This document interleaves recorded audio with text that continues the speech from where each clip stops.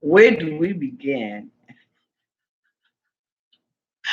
Hello there, and this is Auntie, and we are here to do a live review on 90 Day Fiance Happily Ever After, Season 3, Episode 9. This is not the end. If this is your first time being here, please like, comment, and subscribe to my channel. And to all of my new subscribers, thank you so much for being here. And to all of my nieces and nephews who have been patiently waiting for your auntie, thank you, and thank you. Let me tell you something. This particular show tonight was off the hizzle. It was like off the hook. It was so much going on. I don't even know how much of it I'm going to be able to even recap. But don't forget that tomorrow I will be doing our Monday marathon. And yes, I will be doing it during the day like I usually do. I got time. Okay. I got time. So basically, a lot of this I am just going to kind of review for everybody who has not had an opportunity to see it tonight. Hey, everybody out there. Let me tell you, if I was to have to rate this episode this week, I believe that I would give it a probably a A. TLC, you never cease to amaze me with the things that you do. I tell you, and the things that you show and the stuff that you hold back. I don't know why you I'm sorry, I had to send that. I don't know why you held back so long. Hey, Angela on Walton Rod. I thought the commercials were a bit too much as well. That was crazy. That was a crazy episode. Thank you, baby Groucho, for the 199 super chat. She said, Happy Sunday. I'm glad to see you again, Auntie. Glad to see you too. Let me tell you something, TLC. Y'all better go head on with y'all bad stuff. Like Auntie was like absolutely feeling this particular episode tonight. Like I said, the end, I'm sorry, the title of the episode is actually the end of the line. So look, we open up this particular episode with the aftermath of the fight. We kind of see the fight trans, they'll go through the fight scene again, and we see, exactly what happened. Basically, family Chantel had, refused to allow Sister Chantel, Sister Nicole, to move. And so, basically, there were some allegations and speculations that last week River had called Pedro the N-word. And so, this caused him to, go off. He steps up to the table and everything. And River pushes the lamp, to attempt to bust him in the head. And then, Pedro runs around the table and all hell breaks loose. And basically he's dragging River by his shirt and everything. And, we just see, like I said, all hell break loose. And so basically, we find out after the aftermath of the fight that basically Nicole, Sister Pedro, was the only one who was basically fighting. Thank you so much, Soul Speed Papers, for the 199 super chat. She says, "Hey, Auntie, it's Shirley. Just wanted to say hi. Hi, baby. Thank you so much for the super chat. Thanks, Lena, for being out there moderating tonight. So we see, the family going outside and everything, and basically, we see, Pedro, kick the food up off the table and everything, and we see the mother walking around with the weave, and Chantel is standing in the corner.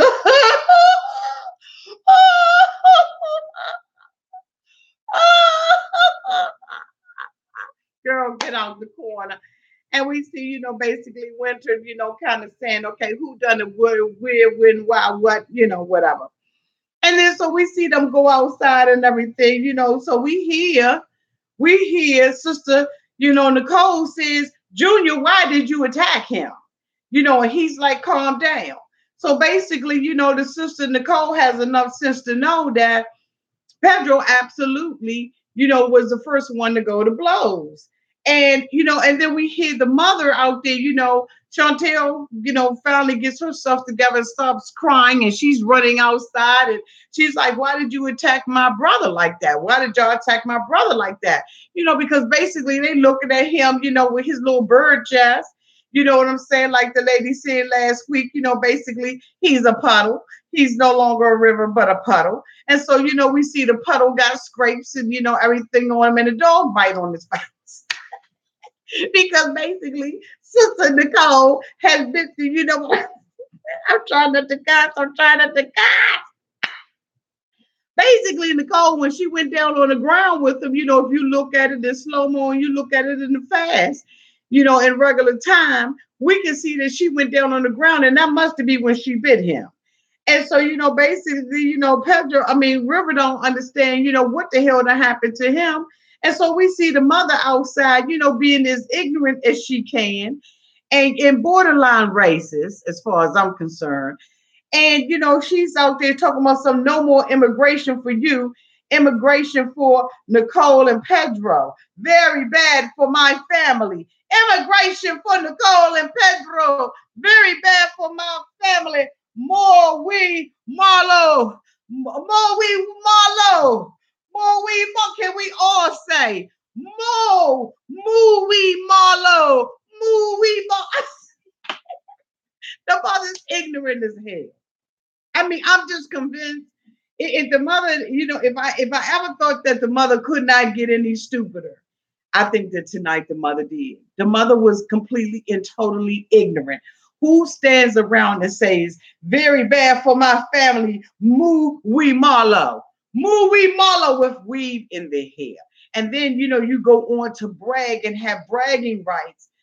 Basically that, you got this girl's weave, you just snatched the girl weave out. Well, guess what? Your son now got to go and get a tetanus shot because he done got bit all up in the face and his chest is just scraped all up.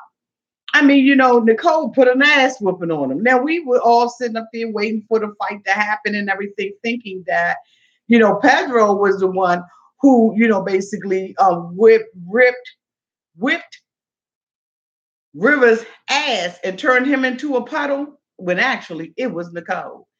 And Nicole was like, you know what, family Chantel, what y'all not going to do is sit up here and set it up because I'm going to set it off. Set it off! Okay, can we say set it off? And you know what, when it comes down to fighting, ain't nothing fair. I'm talking about busted glass. I'm talking about a kick in the ass. I'm talking about a bite mark. I'm talking about biting fingers, toes, ears, and some more stuff off. I'm talking about scratching, kicking. You do whatever you got to do. You got to take a plate or a cotton freaking rubber band and try to just choke the dog out somebody. When you're fighting, everything is fair. There's nothing that I don't believe is. So Chantel, basically says that, she believes it was a setup. She's saying, what is all of this? Yeah, that's right, Frankie. Who is that? Frank Riz 0890. No such thing as a fair fight. You daggone on that one. Okay. I'm with it. You know what I'm saying? It got nasty up in there. And basically, the family was ready for something to pop off. Mom Chantel sister says, we were being nice and we were being hospitable to them. And, we let them in our home and we made it nice. You know what I'm saying? Like Dorinda off of, Housewives of New York. I made it nice. And really, you didn't. Mom, you come on now. You were instigating and agitating and you were ready for something to pop off. And hi, Anne Marie. I see you out there. Hey, my chocolate thunder. Hey, everybody. Hey, Janice. So basically, the fight was what it was. And like I said, Chantel believes that this was a setup. And, she's talking about she could, she knows. So we see her taking pictures of River's chest and everything. And, and she's like, he doesn't put his hand on my brother. He's basically crossed the line as far as I'm concerned. I've never seen anybody in all my 26 years. I've never seen anybody do anything like this. I've never seen it, done in my face. And I can't believe that my husband, attacked my brother. And I don't know who I'm married to. And I'm thinking to myself, you really don't. You did not give yourself an opportunity to get to know him. Chantel, you kind of, you are responsible, and you need to take ownership and accountability for what has happened in this fight. And like I said, the mother is walking around, instead of her trying to console her daughter and her son, she's walking around bragging about having some weave in her hair that she snuck and yanked out of the back of the girl's head. Now, at first I thought that, this was something that was, like a little prop or something. But it's clearly, you can see when Nicole is walking out of the door that her hair isn't as full. You can see where it has been pulled, and the braids is kind of lifted up and everything. And I'm just like, you know what, this is out of control. And I want to feel sorry for family Chantel, but at the end of the day, I don't. Allegedly, the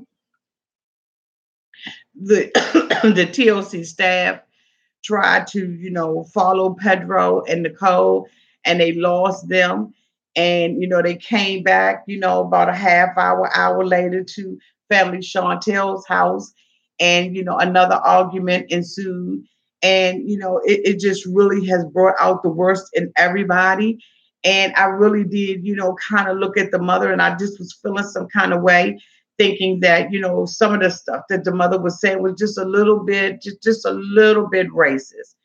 And in my opinion, that's how I felt about it. I felt like she was making a whole lot of racial slurs and really mocking their language and everything. And I'll talk about that in greater detail tomorrow. But I really wasn't appreciating the mother, and I do believe that she is a little bit more stupider. The next person we see is Nicole and Azan.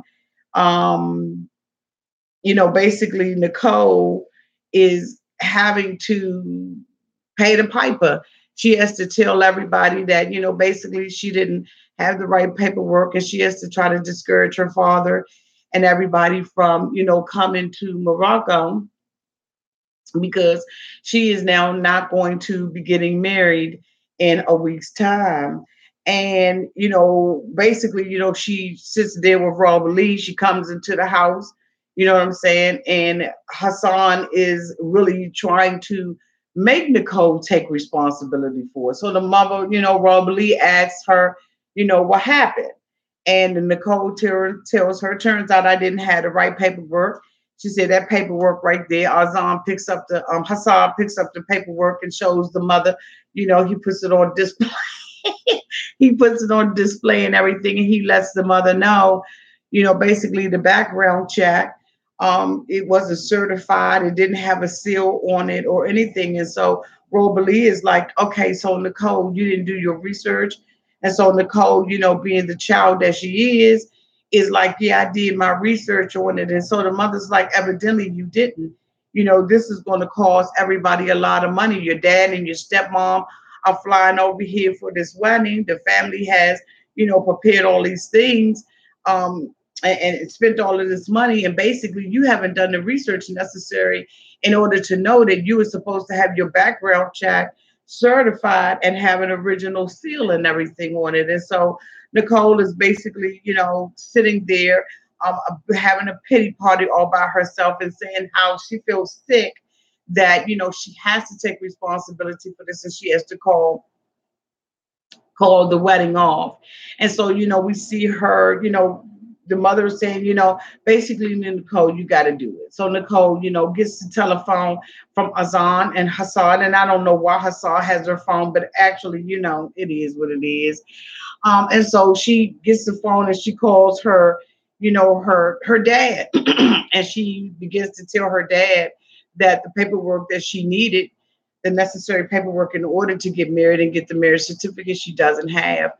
And, I apologize, Dad. And, y'all gonna have to, can you change your flight and your hotel? So the dad nonchalantly says, oh baby Nicole, absolutely. We'll be able to change everything.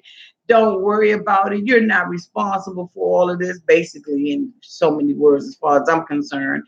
And so Nicole gets away with this again. There is just no one in Nicole's life that is making Nicole take accountability or responsibility for anything. They are just pacifying this and making it appear that it's just okay for her to make such a huge mistake. The dad indicates that he could just go ahead on and change the flight to a later time. And he said, when?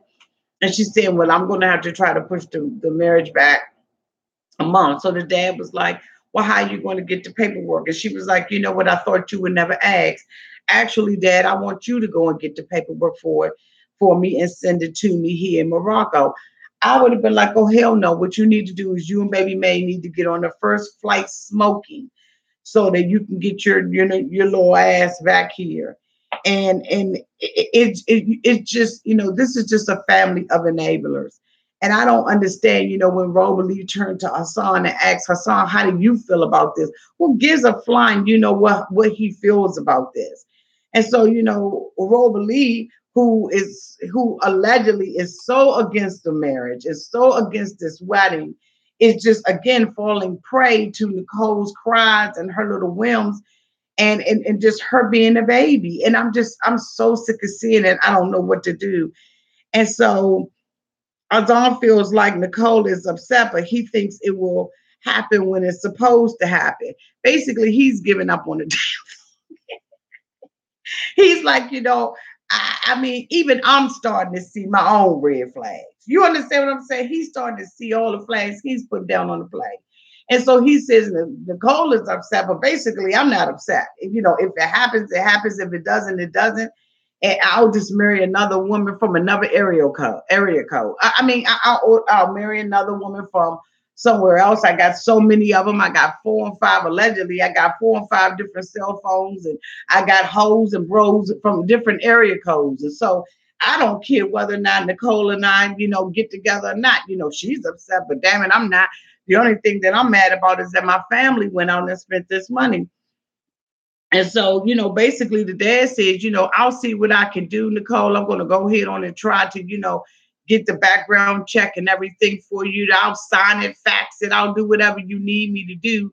You just go on out there and live your life on the back of everybody else. Nicole is now saying, now that the wedding has been postponed and she has to stay there for a certain amount of time, she doesn't know whether or not her money is going to run out. Well, guess what, Nicole? The same people that finance, this trip over to Morocco will be the same people who will finance your way back to the United States and pay for every little thing and everything else that you cry and want them to do. I just think that this is just absolutely sickening.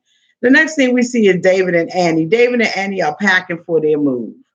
And they will be moving into the manager's apartment of Chris Storage, self-storage units. I see, what, like I said last week, I don't know how bad this can get. I don't know if eventually they're going to be living up in a kennel or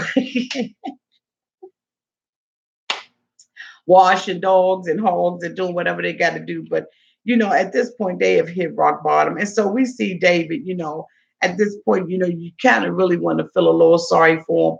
But given the history and the things that David has done in his life, I can't even muster up. I feel sorry for him. I really can't. And that's probably because I have too much background information on the person and the individual that David is. And I just can't do it. I can't muster it up. I can't even catch it up. I can't. Yeah, like somebody said out there, who is that? Adilo, Wolf, hashtag Wolf. Absolutely, they're gonna be living in the kennel next. And so, basically, we see him sit down with Annie and tell Annie, let's talk about the situation. Basically, I'm sorry that we're gonna have to move. The last 3 days have been extremely stressful. At least we got a roof over our head. I didn't anticipate, coming back here and not having a job, even though I came back here and I didn't have a job and I didn't make any preparations for you. And so Annie, he's like, we got to move out the firehouse. I mean, it is what it is. And so basically, Annie is like, you know what? I'm tired. I'm tired of being over here. I feel lonely. You know, I'm not happy with you. Um, I don't. I'm just not happy, and I don't want to be with you. And so we see David sitting there crying, you know, crying real crocodile tears. And he's talking about, you know, he's trying to make an excuse and playing on her heartstrings by crying. Let me tell you something, women. If you got a man in your life when confronted with an issue or confronted with the fact that he is not being the man that he should be and the man that he could be, and he starts crying, let me tell you, boo, that's the beginning of a telenova. You need to get the hell up out of there because David got a whole lot of games, and it's easy for somebody to muster up a whole bunch of tears and not take accountability and responsibility for the mess that he has created. And the thing about it is, when you are a man and you don't take care of your children and you don't do the right thing by your children, whether you be a male or female, you don't do the right thing by your kids, you should have no expectation of being blessed in your life. And it is what it is. And that's my opinion, and I'm sticking to it. And I said what I said. Okay. So Annie goes into talking about the apartment has no water or no kitchen. And she said that she's not happy with David. And she said that he does not want, you know, basically David says, well, you know, I don't want you to give up on your dreams of getting your diploma and having children. Now, David, you know, that's a whole bunch of bull. Oh my goodness, I almost came out. That's a whole bunch of BS, David, because you're never going to get your vasectomy reversed, in my opinion. And you absolutely are never, you're not going to get on your tippy toes to even try to make a living for her because you are so accustomed to living off the back of somebody else. This is just my observation. This is what I'm seeing. I may be wrong about it, but I'm telling you right now, you're 49 years old and you have not done anybody. Your sister Nancy came and basically read you from the rooter to the tutor, did an interview with your auntie last week. And this is just the person that you are. You have not taken care of your kids. You haven't been a good dad. You don't want to pay child support. They got to snatch that about your big fat ass. And so, it's really a shame the man that you have become. And so now you want to sit there in Annie's face and you want to boo-hoo and cry because Annie, basically threatened him and said, I'm going back to Thailand. You could go and move in the firehouse by yourself, but I'm not going with you. And then all of a sudden now he's brokenhearted and I don't want you to leave me and I don't want to lose you. I couldn't love you more. Whatever. So basically he has this little, just another sad love song looking my face like crazy. Okay, whatever. When Annie sees him cry, like all other stupid women, now she's getting, the little cry in her heart too. He's really sorry about this. He really wants to do better. Life circumstances. Then David talks about, the pressure, the pressure, the pressure, the pressure, the pressure. What pressure? The pressure you put on yourself. You wanted to do this show, okay? Nikki introduced this show to you. Thank you, Verna Dodson, for the $2 super chat. Thank you so much, Verna. Nikki convinced you to do this show. You have been dating, allegedly, according to Nikki, you have been dating multiple women in Thailand, and everyone you dated, you said that you was going to marry. So now here it is, you do this show. You're dating Annie.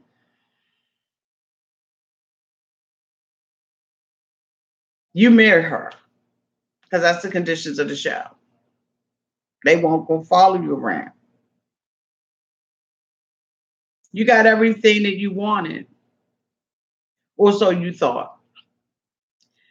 But I'm telling you right now, a lot of this stuff is coming at a cost to not just you, but to your family. And I'm going to come out here and I'm not going to tell what is going on. I'm going to keep the family's confidence.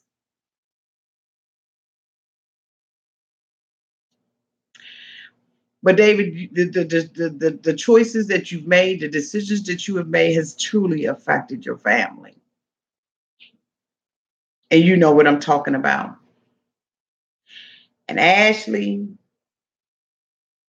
and Jacob and everybody else that's watching, you make sure that he sees this video. The choices and decisions that you have made to open up your life and your family's life on television is absolutely affecting your family in a negative way. You appear to be one selfish individual. And I know that I will never ever get a thank you from you. You know what I'm talking about. But all I want to do is see your family be whole. And if you have got to give up this television show to make sure that your family is whole and protected, that's what you need to do for once in your life. Do something right. Because your family is paying a cost for you being an asshole. If you got to walk away from it, walk away from it. Save your family. Haven't you taken them through enough? Haven't you? And I'm talking directly to you. They can't, you can't continue to expose your family to the things that you have exposed your family to, and you know what I'm talking about. Save yourself, save your family, and get off of this. Do what's right. Stop exposing your family to humiliation and ridicule and harassment and all the other things that your family is going through right now. Please keep their family in your prayers. I am not going to say what it is. I know y'all want me to spill some tea, and I will not do that because of the respect and the love that I have for the family. And so, David, I'm going to get off of you, and I'm going to move on to another subject. But you know what I'm talking about. You know exactly what I'm talking about.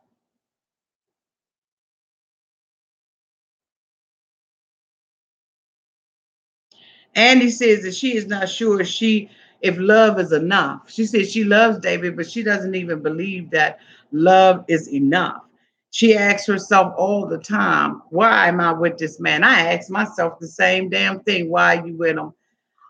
That's from Mama Otter. Azan is such a chauvinist and showing what a user he is. Also, Pal is such a bitchy drama queen. Miscarriages happen. Move on. Stop picking fights. Okay. Okay. All right. You got your little stuff in there. The next person we see is Amphisa. Amphisa is sitting at the table and she's studying, and George comes in. And basically, George comes in and says, what you doing? What are you studying? She says, I'm studying statistics right now. And Fiza tells him that he still has not, contacted his baby's mama or alleged baby's mama. Oh, excuse me. So George, being the biatch that he is, basically he's like, okay, well, let me call since you brought it up. I've been avoiding it for all these years. Since basically you brought it up, let me do it. Because I basically need to pull some more wool over your eyes. So George calls the baby mama. Thank you, Keisha R, for the $2 super chat. Thank you, boo boo. Thank you. Hey, Bobby, I miss you. Hi, Bobby. Says, how long is George going to continue to lie to Aunt Fiza? Forever and ever and ever.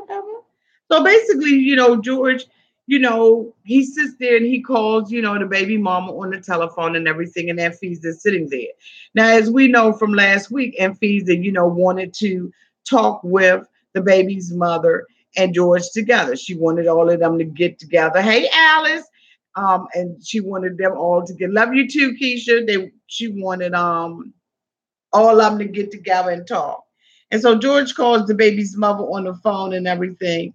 And she answers the phone and he's like, hey, this George. Like he got to lean into a phone. She can hear you. Hey, this is George. Um, you called my wife and bust me out.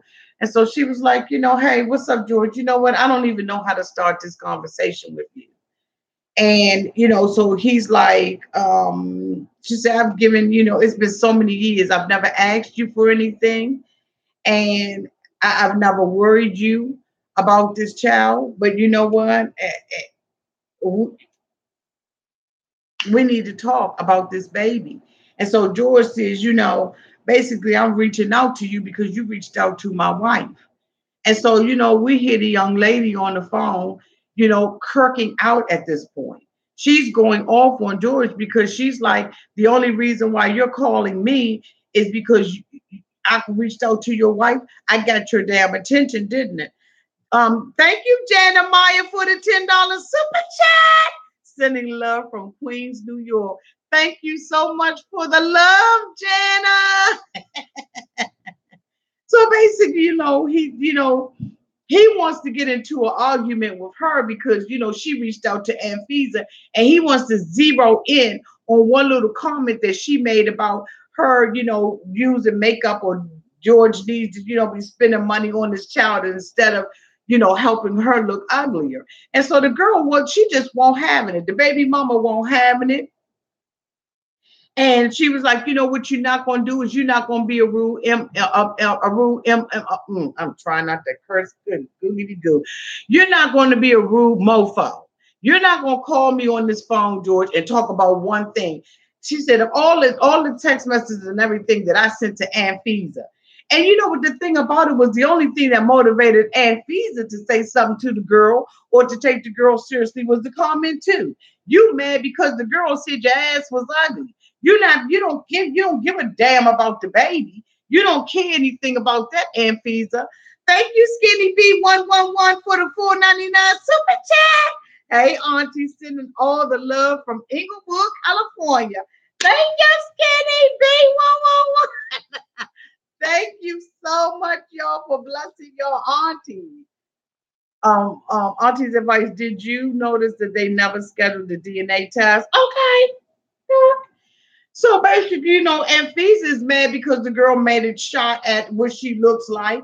And George is mad because Anfisa is mad because she made a shot. And the girl is saying, look, this damn baby is 10 years old.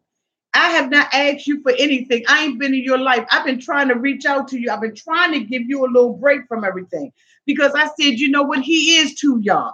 He is too young to take responsibility for this baby. So I've been doing it all on my own. And I celebrate, all the women who do it out there on our own and be like, the hell with these old deadbeat ass baby daddies. And so, basically she's trying to give him the benefit of the doubt. And he's sitting up there saying, I'm not being rude. I'm not being rude. You are being rude. You're being rude with the fact that you would even say something to the girl about that. She said, how many times, George? He said, well, I'm just calling you because I want to go ahead on and take a DNA test. And she was like, bitch, do you know how many times I have asked you to take a DNA test? I've asked you multiple times to do a DNA test. And if you didn't think this baby was yours, George, if you thought that this was somebody else's baby, then why would you go shopping with us? Oh, drop that bomb. Why would you buy something for the baby? Oh, drop that one too. Why would you call me from time to time and check on the status of the baby?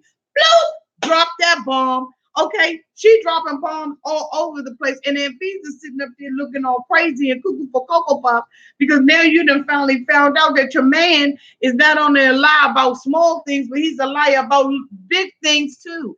He lied the whole entire time, covering this up. And then he's going to sit up there and make a joke out of it and say, I wasn't trying to be no daddy to the baby. I was trying to be a friend. I said that I was the baby daddy, just being, faking, having fun with it and making a joke out of it. How the hell do you make a joke out of the whether or not you are the baby's father or not. Like this guy is like for real. Something is the hell wrong with George.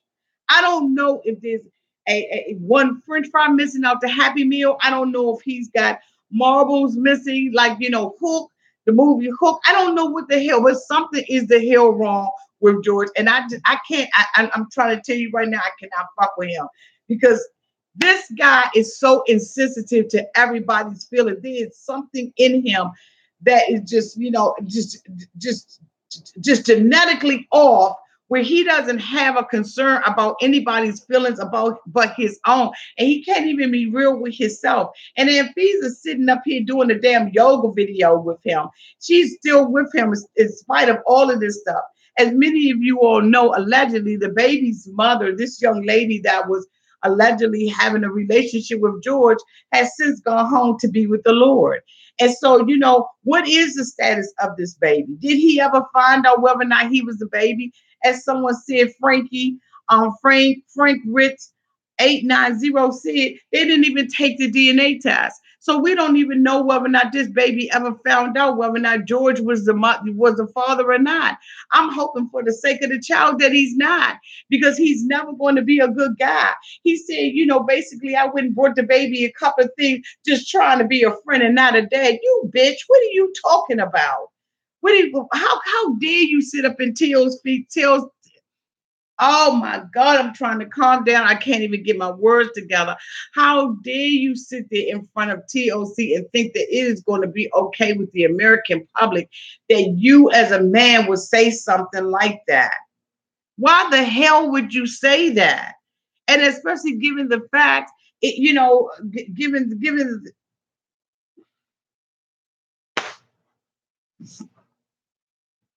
I'm so fired up. I really got to calm down and I got to slow down, because this is really emotional to me. That this man would lie his ass off and say that he didn't do this and he didn't do that and he hasn't talked to her in years. And this girl is sitting there, has no reason to lie about this. And basically, like, I tried to let you off the hook. I told you take a DNA test. I backed the hell off. You don't even know this child's name. But still, and yeah, you can meet me at the mall and buy her stuff. And then when you get in front of Anfisa, in front of your wife, who you've been contacting me while you was with Anfisa and while you weren't. And Anfisa is sitting there knowing damn well she's not going anywhere. She likes that George is dumber than a bag of bricks. She likes this. There is something that is wrong with her. And I used to be Team Anfisa, and I'm trying to hold on to the team flag. But I'm telling you right now, I'm about to throw it down on the ground and just stomp the hell out of it. I can't get with this little game that they're playing here on TLC. Like, I really can't. Like, what the hell kind of scheme are they? I got to. The mother basically said, you know what, you don't even deserve to be in her life, and he doesn't. I am hoping with every hope and every fiber of hope that is in my body that George is not, that he is not, he's on a Maury Povich show and opens up that gold damn envelope and says that we have come up with the DNA test and found that you are not the father of this 10-year-old baby. Because this thing really got real in life. It got real.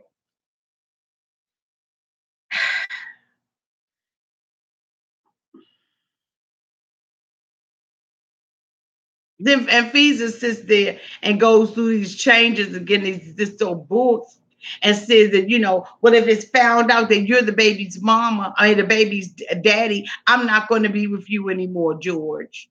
So you know what the thing about it, you're always threatening and throwing up these fake ultimatums, and you don't ever stick with any of it.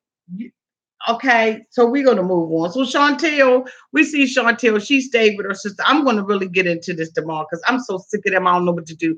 I'm damn near speechless out here. Look, y'all hit that thumbs up button when y'all come down. I do. I see Sarah. I got to slow down. I'm so upset and so emotional over the situation because this girl has gone home to be with the Lord, and we don't know what's happening with this baby, and And I'm just emotional right now over the situation because there's so many people who are just dying to have children. They are doing all kinds of things to have children. And and then you have other men and women who step up to the plate every day to take care of people's children. And to see this man just take this and throw this away and make this a joke on TLC. Like I can't. And you have to excuse my me racing in my mind because I really need to probably go to sleep on this and just rest on this because I am extremely emotional about this particular segment in the show. So the next thing we see is Chantel. Chantel stayed at her sister's house and has not talked to River because he refuses to talk to her. Basically she said that she, feels like she's at fault for everything that happened and she should be feeling like that. And not totally a fault because everybody's grown and they make their own decisions, but at the end of the day Chantel should be feeling some kind of way about what the hell happened out there. And she said that she doesn't have the words to describe the hurt, the fear, and the rage that she's feeling. And then she goes over there and talks to her girlfriend Gigi. See, you still ain't learned your lesson. Shut the fuck up. Shut the fuck up.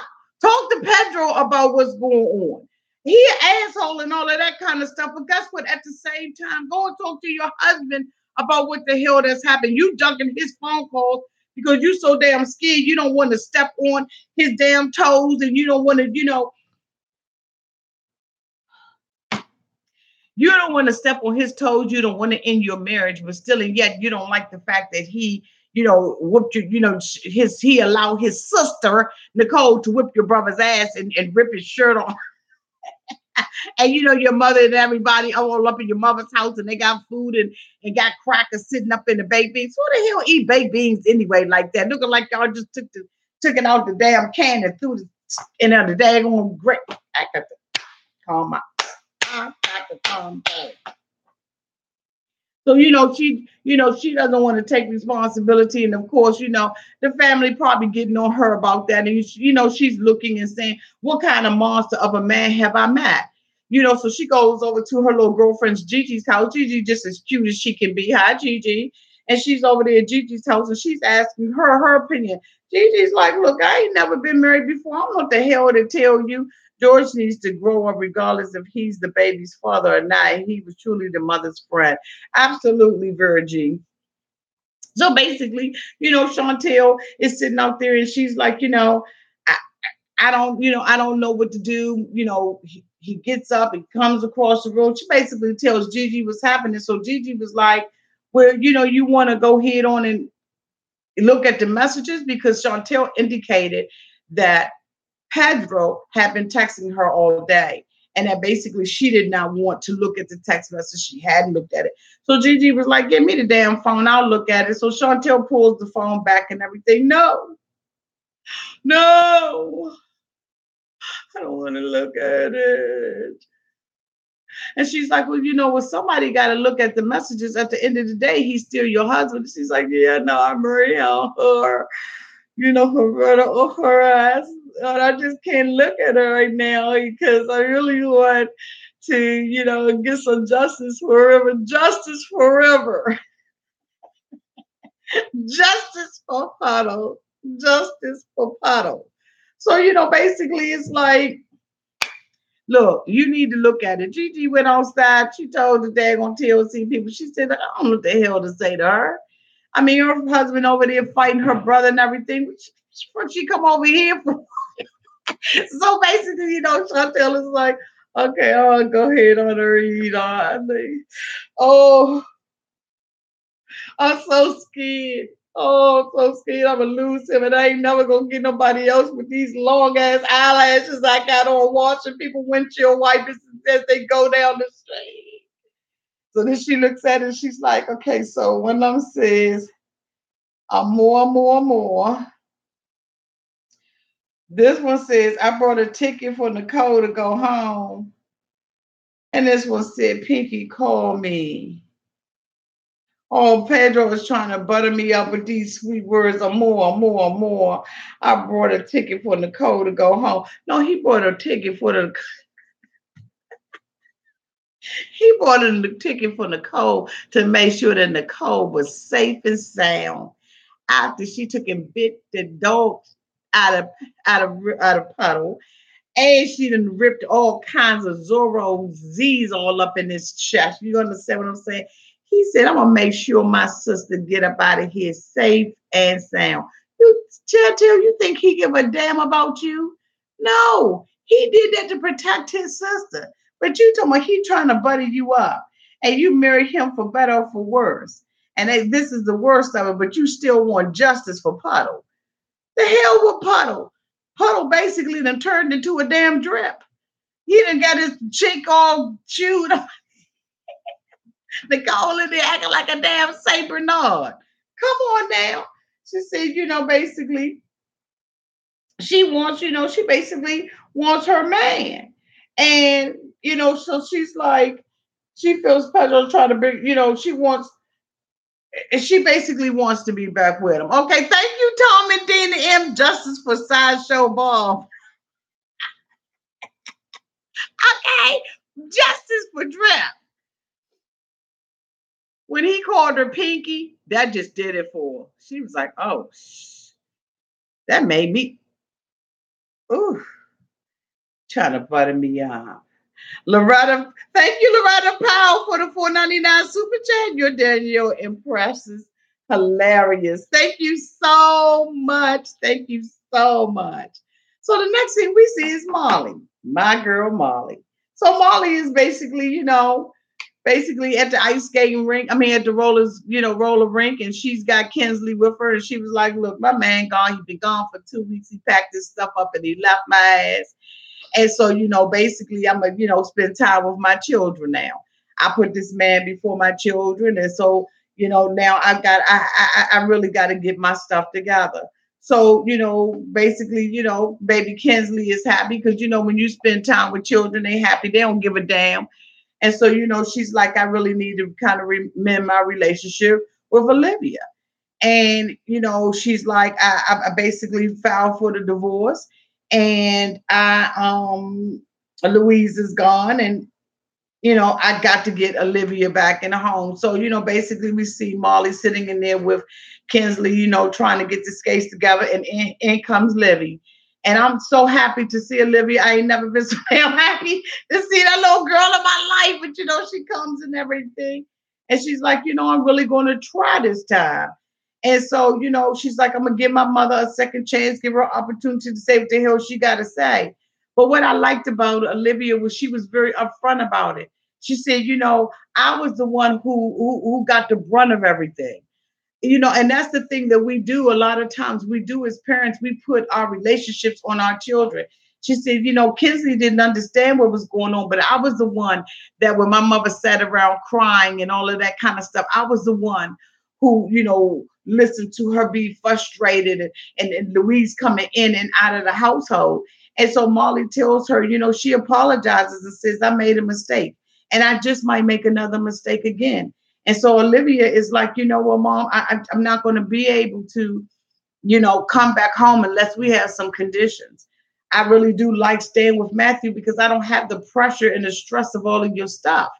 And, I thought that it was honorable for Molly to even sit there and say to, to Olivia, I made a mistake. I did the wrong thing. And I just might do it again because you know what, as parents, as people, period, we're not perfect.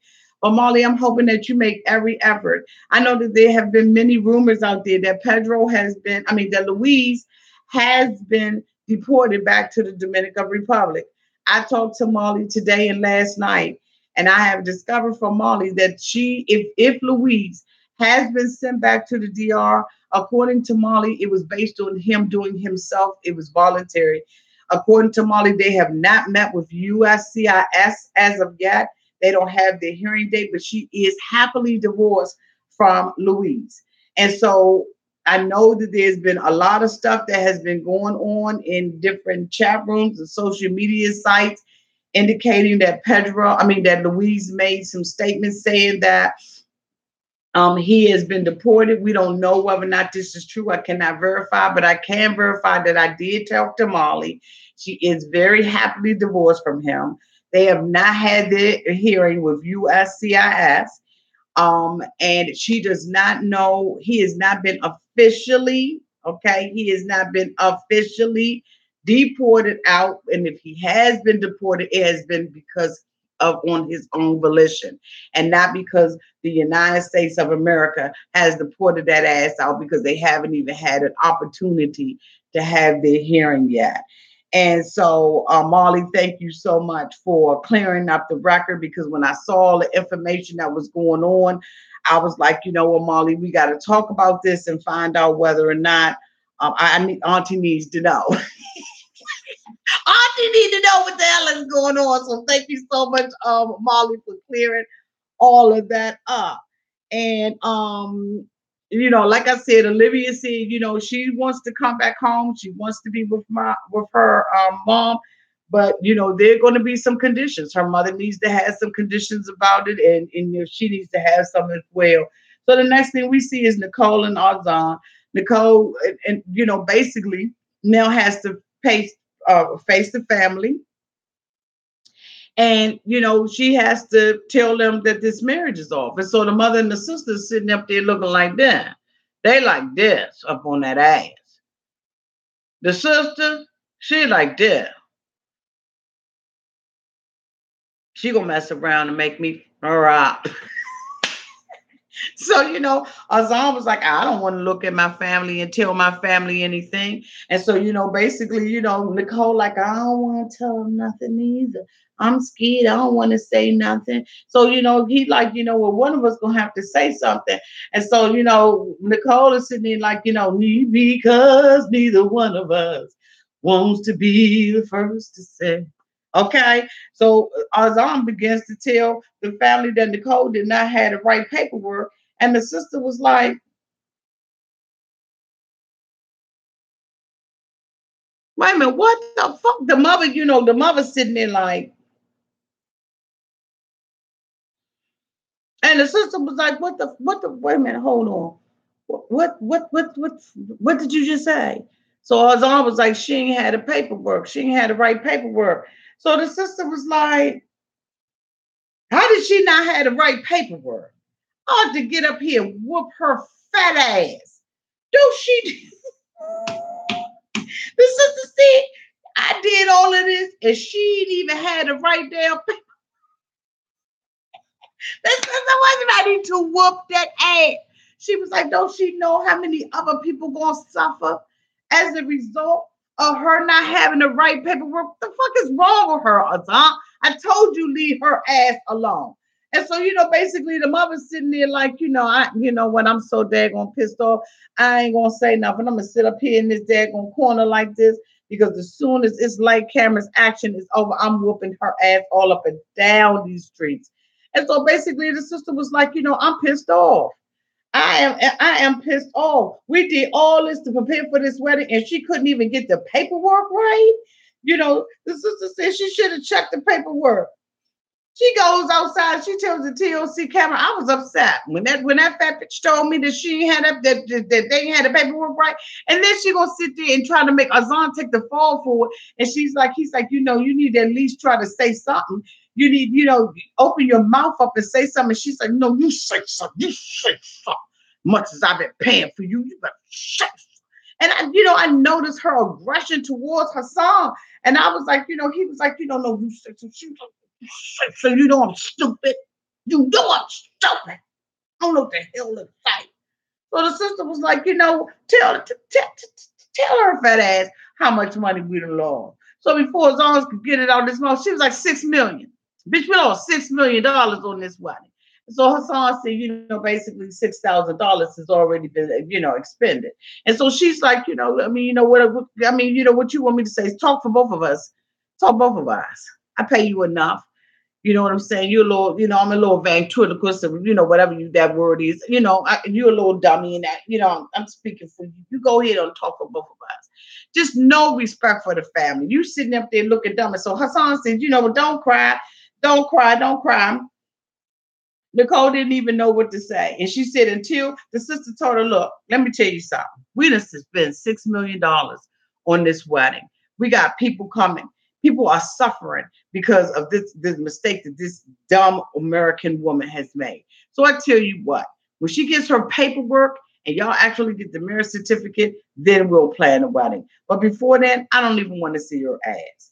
And so, basically, Nicole never makes apology for what she's done. She sits there, you know what I'm saying, and just looks dumb. So next thing you know, we see Pal and Russ. I did not look at it. I fast forwarded through it. Again, this was another week that I had a lightning bolt on my television because I don't give a damn what Pie and what Russ is doing. I got a text message from one of my faithful subscribers who said that the acting was so bad that basically Paola and Russ was laughing their damn self. I didn't look at them. I'm not interested in them, and I will not be reviewing them anymore on this channel. And so the next thing we see is Nicole Mom, Robalee, and Azan. They go out and they want, she's like, I want to get down to the bottom of it. The marriage is not happening right now. And so I want to get down to the bottom of who this man really is. And so Robalee asked him, you know, she said Nicole has hit a lot of stumbling blocks trying to get the wedding together. And after 2 weeks of knowing Nicole, Azan, you know what I'm saying? You proposed to her. Did you really mean it? So Hassan was like, let me go ahead on the feed you this BS real neck. I mean, somebody got me saying neck. Devin McCray, kiss my neck. So basically, Nicole is saying, the Hassan is saying, I felt for her. It was different when I talked to it. So Robalee was like, stop it with the miss me with the bull. Miss me with it.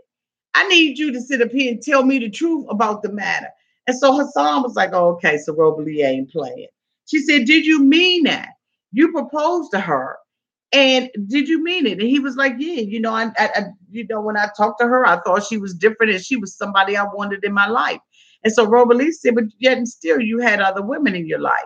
So Hassan tried to give her that same old song and dance and that pony trick, talking about, how he, basically was playing with his friends. And so Robalee was like, don't feed me that. Don't feed me that. I need you to tell me the truth. Everybody gets an opportunity to have a second chance, and I want you to tell me the truth. And so, um, basically, he goes on to admit that not only did he have one woman, but he had multiple women in his life, and that he was playing with Nicole. That he did not ever think that Nicole was going to find out about it. He was basically lining all his ducks in a row and doing eeny, meeny, miny, mo, and whoever he was able to get a K-1 visa from, that's where he was going to go. That's the person he was going to be married to. And Robalee is very, she's appreciative that he finally told the truth. But at the same time, she's like, it hurts to know that my daughter is just another number. Well, she is another number, unfortunately, Robalee, because she don't have her stuff together. And she has allowed herself to be in this situation. And so, instead of Hassan, when he started telling the truth, he really told too much of the truth. Now, you just don't tell every damn thing. He got to spilling the beans and was like, I got hoes. I got hoes in different area codes. Area codes. I got hoes. Hoes in different area codes. I said, okay. Okay. He said, basically, I ain't caring nothing about her ass. And, and it's so sad because why couldn't Nicole ask these hard questions and press him out for these things? So Robalee made and created an environment for him to feel safe in. And, he was like, there were other women. He said, I'm not playing these games anymore. So Robalee was like, look, I need you to tell Nicole the truth. I need you to tell Nicole the truth. And Azan's not ready to do that, but she was like, I need you to promise me that. I'm going to give you a second chance. This is going to be your fresh start right here. He promises that he's not going to be dating anybody else. He thought that he was, getting away with something. And Robalee basically asked him, so did you feel like you were getting away with it? And because you got caught, now you sorry. And so basically Azan was like, yeah. Yeah. He said he only felt bad because he got caught and Nicole was crying. And when he found out that Nicole was crying and got hurt by it, then he stopped. But here's the thing though, Hassan. Then why the hell am I still getting emails about your ass messing with other women? I mean, why you sit up there on the television and tell that damn lie? Allegedly, you understand what I'm saying? Because I don't need to be keep getting these damn emails. I don't care that much about your ass to keep getting the emails about all these different women that you still supposed to be messing with. So I'm saying, when the hell did you clean your stuff up? When the hell did you clean it up? So Nicole, as a result of Nicole not being able to marry him and get the marriage certificate, she only got 90 days there. So that's why we see her stepdad come out and talk about how, now she's back over here. And then from my understanding, she done went flew her fat ass back out there. And now she's actually married to him. I don't know what the truth is. I'm trying to find out what the truth is. As soon as Auntie find out what the truth is and I get some serious, legitimate receipts, I will be spilling that tea out here on this channel, because I've seen a lot of people making a lot of allegations based on a lot. I just don't know where people be getting this stuff from. But anyway, so next thing we see Molly goes to the divorce lawyer. She has convinced Louise to sign the divorce papers, and now the lawyer is like, look, it's a done deal when you sign this paperwork. Don't come back in here 2 weeks, 2 days, 2 months from now and say, you know what, I changed my mind. Because once you sign this paperwork and we go and file it, you are officially divorced. Molly said, I can't sign that bitch fast enough. She's ready to be finished with him so that she does not have to give him support. Unfortunately, Louise was not as smart as Muhammad. He did not stay over here long enough to be able to even qualify for the damn ink when he drawing and stuff. He just couldn't get it together. He couldn't fake it till he made it. He couldn't do it. So basically, Molly was like, oh, okay, go. I don't want to take care of him anymore. Let's sign these divorce papers. She signed the divorce papers. And like I said, I talked to her last night, and she is officially divorced from him. And she doesn't know, we'll go into more detail what Molly and I discussed on tomorrow. And so, the next thing we see is Chantel and Pedro. Chantel is back at the ranch. She decides that she wants to go back to her husband. She comes into the apartment. She just, she has enough manners to speak when she comes through the door. And basically her husband is standing there and he's telling her, I ain't talked to Chantel. I don't know why Chantel hasn't talked to me. What the hell do you mean you don't know why Chantel has not talked to you? You don't realize what you did. So at the end of the day, they go and sit down on the sofa and they have this conversation. And Pedro seriously believes that the family started the fight. He doesn't see himself in this. He says that Nicole went back to the Dominican Republic because she was in fear from family Chantel. And after she didn't, act like a cat woman and cut this man's daggone neck up and bit him all up on the cheek, and now Chantel don't have no relationship, with Drip. And so it's like, okay, so Pedro, where do you figure that you was right in all of this? You were the one that, yes, some things, it was a setup, but you were the one who engaged first. When you stood up, first of all, when you start throwing your finger around in the mother of them face and saying whatever you were saying, nobody's in their right mind gonna sit there at a dinner table, whether they be right or whether they be wrong, and let you disrespect their parents. But you jumped up first. You were the aggressor first. And when River hit the lampshade, that's exactly what the hell you getting at. I didn't see it land on you. I wish it had. I wish it had land on you or knocked you the hell out, but it didn't. And he sits in there and he tries to make it appear that he was right and they were wrong. And Chantel can't carry her argument good enough. So she's basically losing the damn argument with him. And he keep going, shh, shh, shh, no, shh, hush. Your family don't love me. Your family don't like me. Come on, Pedro. At the end of the day, you started the fight. You engaged. Now the mother, in my opinion, I believe is just a lot ghetto and a lot stupider.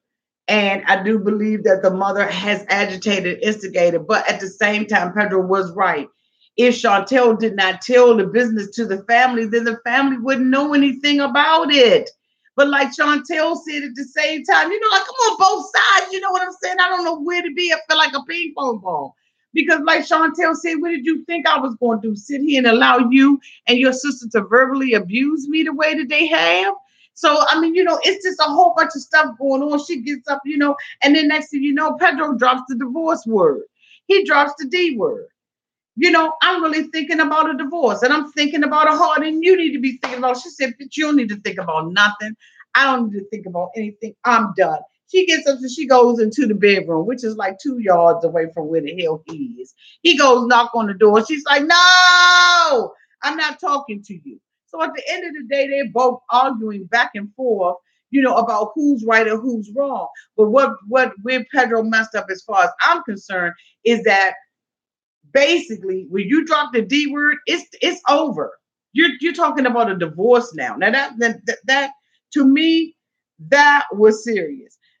Pedro said every day, I hate family Chantel more. He said, I don't ever want to even be around their asses anymore. And so, basically he makes a decision and says, I need to get the hell up out of here. I think I'm going to go to the Dominican Republic and take a break. And Chantel said, you know what? That's right up my alley. I think you're doing the right thing. I think you need to get the fuck up out of here. And I don't want to be with you any more than you. We need a break.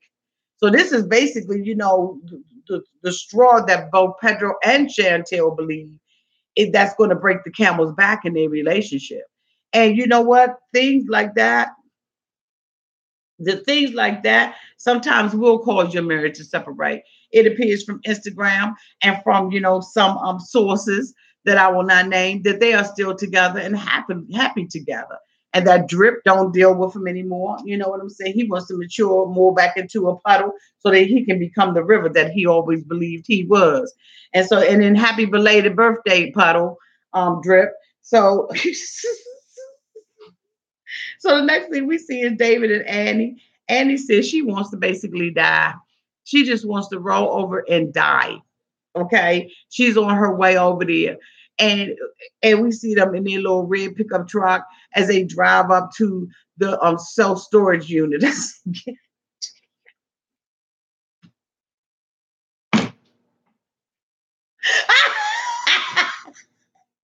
They got their little bags on there. They walk up into this, big ass, efficiently big ass office space. David's like, yeah, we're gonna stay in the manager's suite. I like, what? Go in on the pump it up. Pump that one bedroom, one office space up into a manager suite if you want to. Do the hell you got to do. They got the little pantry in there. He's talking about, I'm going to go and get the bags. I'm going to go and get the food and everything. What you talking about, the fast food? You talking about the snacks? Because you ain't got a damn thing. Eddie already said that, basically it ain't got no water, it ain't got no kitchen. And little, you know what I'm saying, little Huckleberry Finn had already told y'all that the windows don't open and that the daggone hot water heat is big as his damn head. So,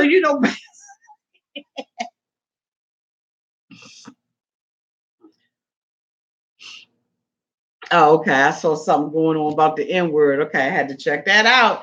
And so, basically, Huckleberry Finn has already told them. And so, next thing you know, we see David. He got on the green shirt. I said, well, goddamn.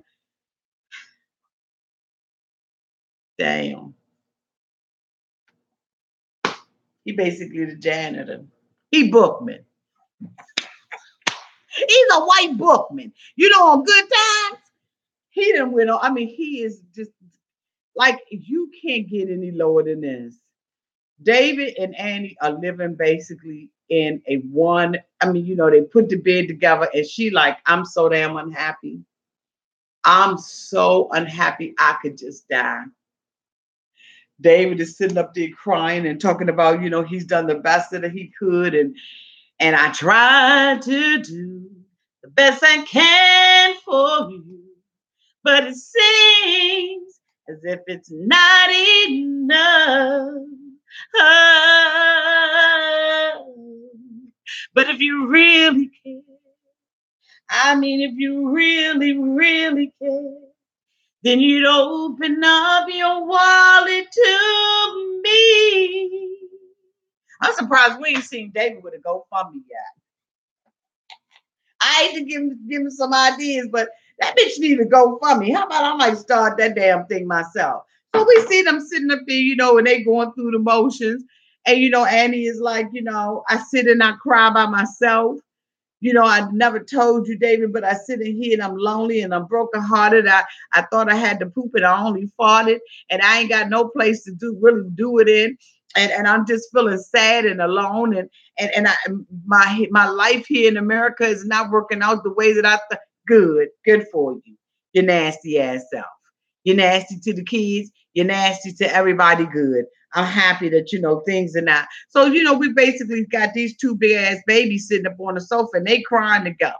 You know, I guess a couple that cries together stays together. I don't know, but I cannot muster up any sympathy for them at all. I can't. So then we see, basically, to end this thing up, because we're gonna get into this in detail, y'all. Nicole, we basically see Nicole and Azan. Robalie's gone back to America. And she's like, I left you an assignment, bitch. I need you to get it done. And so basically we see her sit there and, you know, ask Hassad, what did you and my mom talk about? And Hassad was like, Mama order, maybe Annie will be turned on by a man in a uniform. Thank you, Mama Otter, for the $2 super chat. And so basically we see, Nicole confronts on about what him and the mother talked about. And he finally decides to tell her the truth. He tells her that I have holes in different area codes and that I have not been faithful to you. And that basically I was playing the game. And Nicole sits there and she starts crying. And I said, it's so funny how she has an emotion over this. But she had no emotion over the fact that she went all the way to Morocco and tried to get over, didn't do her research and her homework, that the families now have to make adjustments in their life, that Azan's sister and his mother have lost $6 million on a wedding. You can't get emotional about that, but you can get emotional with a man that was cheating on you, Nicole. You finally have begun to see the red flags. And the only reason why you're seeing the red flags is because Azan is treating them like a rose petal and plucking each petal off and putting it dead smack in your hand. That's the only way that you are seeing these red flags. That's it. And now you're brokenhearted and you want us to be sympathetic and you want Hassan, you can't believe that he was cheating on you. Come on now. Come on, Nicole. It's not like you did not know. Hassan tells her, I felt like you were never going to leave your family. I didn't think anything would be serious between us because my hopes and my anticipation was not that my visa would get denied. I thought that my visa would get, approved and I would be able to be in your country and then I could be, do whatever I wanted to do. I had no idea that all of this was going to turn around and end up the way that it did. And so, basically, she's hurt and she's crying, saying that she doesn't know whether or not this wedding is going to go forward because now she cannot trust him. It is what it is. The last thing we see is Anfisa. Anfisa has called the producers to tell them that George was arrested. He is facing a felony charge for transportation of marijuana for sale. George pled not guilty and is now awaiting trial. And guess what? Anfisa just released a video doing yoga with them. So you know what? Anfisa, you really are about that money. When George sat up there in that office and he talked about more money making you happy, I really believe George now. Because you know what, when it came down to the baby and it came down to, whether or not, this paternity test was going to show that he is or is not the father, the first thing you said out of your mouth is that I'm going to leave him because I'm not going to be financially responsible for this child. So you are no better than what George said you are. This whole thing is about money. And we see next week that we're going to be having the tell all show. And I cannot wait to see what goes down on the tell all show. It looks like Amphisa jumps up in people's faces and everything like that. Because you know what? At the end of the day, the truth hurts. It really does hurt, don't it, Amphisa? Don't it, George? And you know what? I see that Powell and Russ are doing what they do with the woo whoop and the boo boo boo. And I'm going to try my best to ignore their asses while they sitting on that stage, and that's a for sure. Tomorrow I will be going in, diving deeper and deeper into these characters. I'm sorry that I skimmed over a lot of it, but I just basically wanted to give you a review tomorrow. I mean tonight. Tomorrow will be our marathons where I will be taking your phone calls and we will be discussing these people in greater depth and in more detail. So until then, you all have a great night. Have a great Monday on purpose. And I will see you tomorrow, same station, same time. I think I'm going to try to do my marathon starting at 12 o'clock. From 12 to 4, we will be marathoning and then we'll pick back up. I'll do 1 hour on each couple and then on 4 couples. And then we will take a lunch break and a dinner break. And then we will pick back up at 8 o'clock to wrap up our last one. Auntie absolutely will be spilling some exclusive tea, so you do not want to miss it. And I do think that I have one surprise interview that is going to be coming up on tomorrow as well. So you know what? Stay tuned. Make sure you have your notification bell turned on so that you will not miss what is coming up tomorrow. I love you all so much, and I will see you then. Thanks so much for staying up late night with me. All righty. Bye bye, y'all.